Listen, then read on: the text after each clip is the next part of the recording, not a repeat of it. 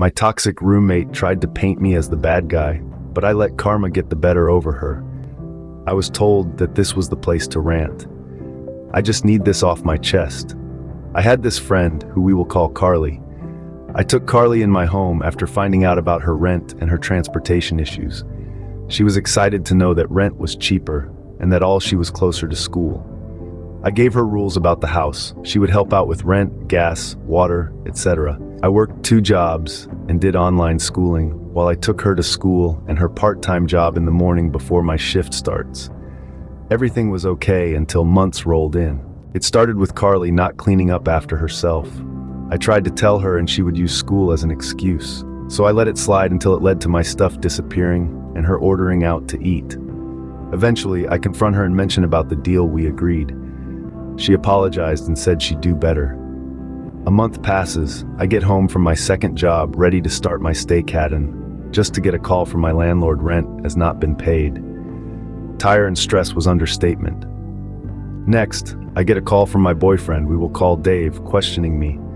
I was confused and asked him if he could come over. He happily agreed and came over. When he got to my house, he told me what she told him. According to what Carly told our friends, I am toxic and controlling, as well as stealing her money to buy food out then pay the bills. Shock was an understatement. I broke down in tears and explained what happened.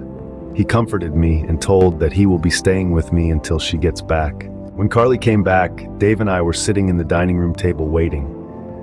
She greeted us and acted as if nothing happened. I told her that we needed to talk.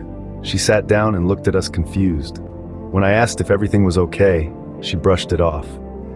Then I calmly tried to explain what the problem was, but she cut me off with, "Look, I had a long day. If you paid the rent, problem solved. I can pay you back." Annoyed, I snapped, "I have been the one covering all of it, let alone the light, water, and the house, and I have more things on my plate than you do. Then you have the audacity to accuse me of being a bad roommate when I let you in, or am I to assume that Dave is lying?"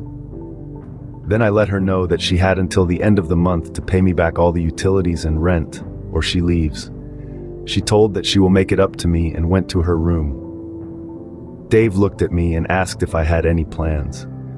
I shook my head in exhaustion. Then he added, "Well, you do have a paid vacation waiting for you. You could come over to my place to distress, or you can stay here." I packed a bag and stayed there for a couple of days, turned off my phone, not telling anyone what happened. I still get drained every time I remember about this incident.